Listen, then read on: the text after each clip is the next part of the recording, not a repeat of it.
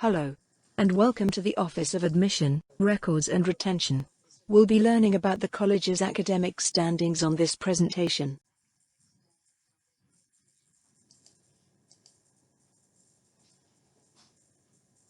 First is good academic standing.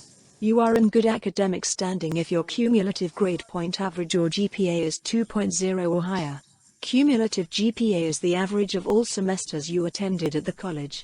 In order to graduate from COM-FSM, a student must be in good academic standing. Students cannot graduate while on academic probation.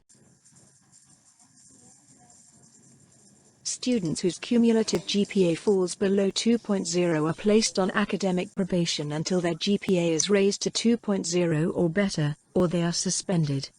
Students who remain on academic probation for 2 enrolled semesters, not including summer session, are placed on academic suspension. After 1 semester, a suspended student may apply for readmission. Readmission is not automatic, and will be granted by the admissions board or the state campus dean or director on probationary status only when there is evidence that the student will perform satisfactorily. You can check your academic standing through your online transcript on MyShark. Thank you, and if you have questions, please feel free to contact your academic advisor, the counselors or the Office of Admission, Records and Retention.